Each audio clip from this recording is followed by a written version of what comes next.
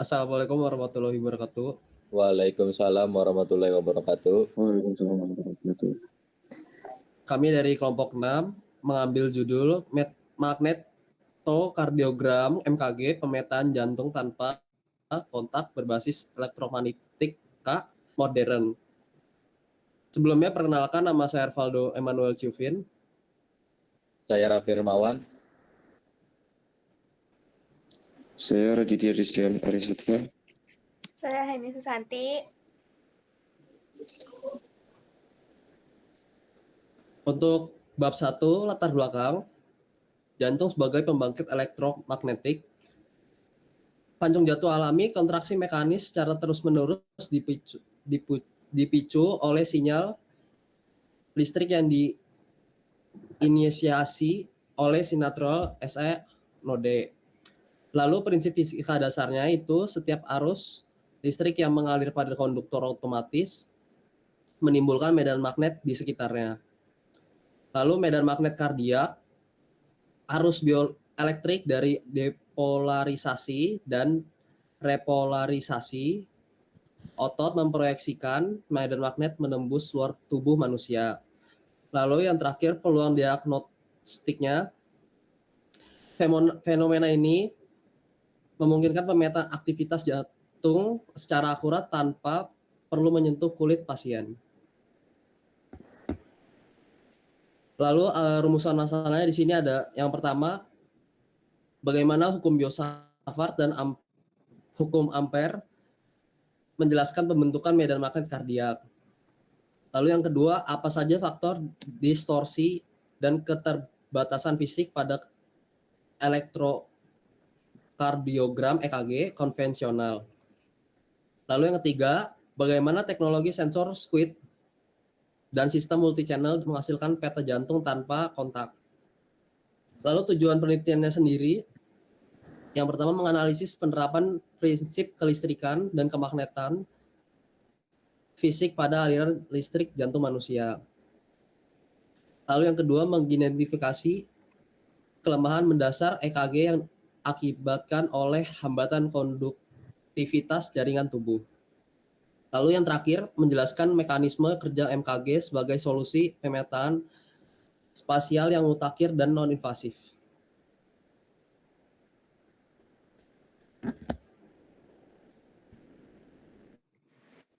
Oke, selanjutnya di sini itu ada perkembangan teknologi dari aktivitas seluler menuju medan magnet.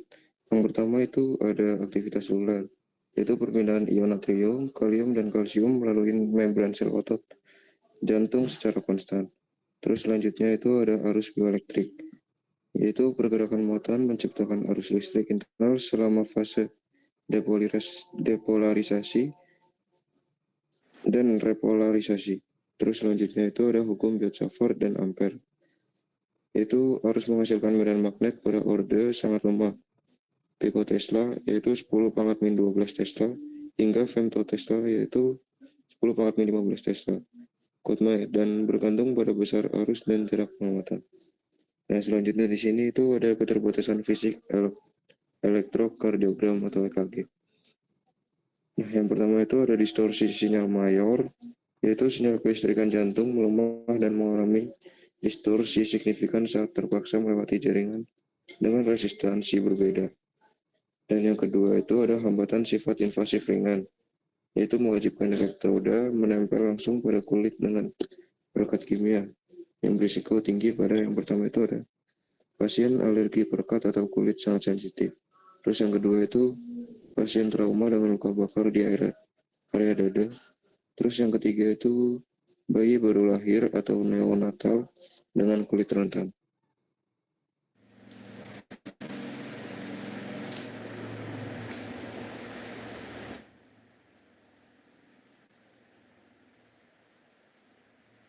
Nah, selanjutnya itu di sini itu ada solusi MKG, sensor superkonduktor, dan pemetaan spasial. Yang pertama itu ada sensor SQUID atau Superconducting Quantum Interference Device, yang memanfaatkan efek interferensi kuantum pada material superkonduktor untuk mendeteksi medan magnet ekstrim lemah. Dan yang kedua itu ada mengukur anomali tanpa menyentuh pasien beroperasi dengan bantuan sistem pendinginan kriogenik mutakhir. Nah, solusi yang kedua itu ada sistem multi-channel modern, yaitu pengukuran dilakukan dari puluhan titik secara simultan. Misalnya itu arsitektur 64 channel yang menghasilkan spatial mapping atau peta distribusi spasial yang rinci menemukan lokasi persis anomali yang sebelumnya tidak terdeteksi.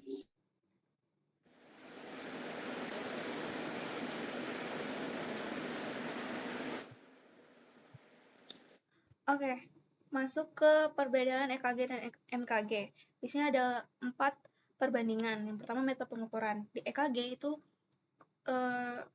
metode pengukurannya itu kontak kulit atau elektroda. Namun di MKG itu tanpa kontak. Nah, selanjutnya itu ada distorsi jaringan. Di EKG itu tinggi dikarenakan terhalang lemak atau paru-paru.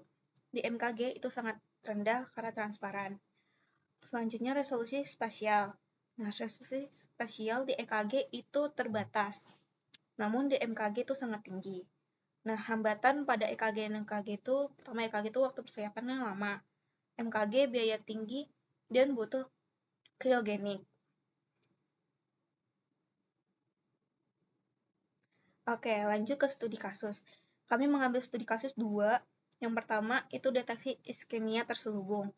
Nah, dalam penelitian, terhadap pasien dengan dugaan penyakit jantung koroner, sistem EKG secara konsisten dapat mendeteksi perubahan aktivitas elektromagnetik terkait iskemia miskot. Nah, yang kedua, itu keunggulan resolusi spasial. Dengan pengunjung menggunakan purwarupa sistem EKG 64 channel berbasis Quick Planar Geometers. Nah, penggunaan puluhan sensor secara simultan terbukti gratis meningkat resolusi peta spasial, memastikan letak pasti hambatan jalur penyebaran input listrik. Oke, lanjut ke aplikasi klinis dan keunggulan diagnostik. Nah, ada 2 perencanaan terapi aritmia yang MKG-nya mengidentifikasi lokasi pasti sumber gangguan konduksi listrik jantung menggunakan kemampuan pemetaan spesial resolusi tinggi. Informasi lokasional ini sangat krusial dalam menentukan titik akurat sebelum melakukan prosedur medis ablasi. Yang kedua, deteksi dini iskemia miskard. Nah, kurangnya pasokan darah atau iskemia mengubah pola medan magnet jantung dengan sangat cepat. MKG mampu mendeteksi perubahan dini ini secara real time, memberikan peringatan jauh sebelum kerusakan jaringan jantung meluas. Selanjutnya itu ada hambatan implementasi pada saat ini. Nah, kami ada 3 hambatan. Pertama itu biaya pengadaan ekstrim. Teknologi superkonduktor dan arsitektur multi-channel menuntut investasi modal awal yang sangat besar. Kedua, ketergantungan infrastruktur kriogenik. Nah, sensor Quick memerlukan sistem pendinginan cair absolut yang kompleks, memakan tempat dan sangat mahal biaya pemeliharaannya. Yang ketiga, kebutuhan ruang terisolasi. Karena sensitivitas ekstrim terhadap medan magnet lemah, MKG wajib dioperasikan dalam ruang khusus yang sepenuhnya terisolasi dari gangguan medan magnet eksternal alat medis lainnya. Selanjutnya bab 3 ada kesimpulan. Di kesimpulan ini kami mengambil 3 poin utama yang dapat kita bahas. Itu yang pertama, fondasi fisika murni bekerja sempurna. Artinya yang dimana aktivitas listrik jantung itu menghasilkan medan magnet yang dapat diukur, sehingga membuktikan hukum Biot-Savart dan Ampere dapat diterapkan dalam bidang medis. Lalu yang kedua ada MKG memiliki keunggulan karena mampu merekam sinyal jantung tanpa dipengaruhi secara signifikan oleh jaringan tubuh, seperti lemak, otot, maupun paru-paru. Dengan demikian, informasi yang diperoleh lebih mempresentasikan aktivitas jantung yang sebenarnya dibandingkan metode konvensional. Lalu yang ketiga, MKG membuka peluang pemeriksaan jantung yang lebih aman dan nyaman melalui metode non-kontak. Jadi teknologi ini sangat bermanfaat bagi pasien dengan kulit sensitif seperti luka bakar maupun bayi, karena tidak memerlukan pemasangan elektroda secara langsung. Next. Yang terakhir, saran. Yang pertama, dari sisi penelitian dan pengembangan, diperlukan inovasi sensor yang mampu bekerja pada suhu ruang sehingga tidak lagi bergantung pada sistem pendingin kriogenik yang mahal dan rumit. Lalu yang kedua, dari sisi efisiensi, desain perangkat MKG ini perlu disederhanakan agar biaya operasionalnya dapat ditekan.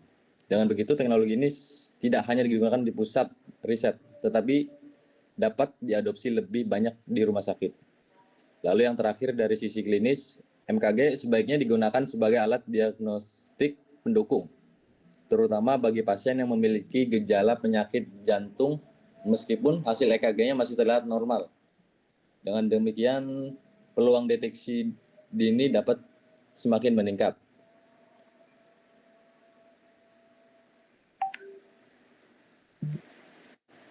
Ini merupakan referensi jurnal yang kita ambil untuk untuk laporan.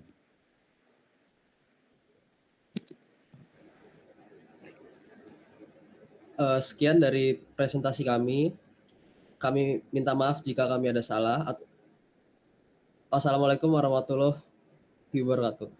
Wassalamualaikum warahmatullahi wabarakatuh. Waalaikumsalam warahmatullahi wabarakatuh.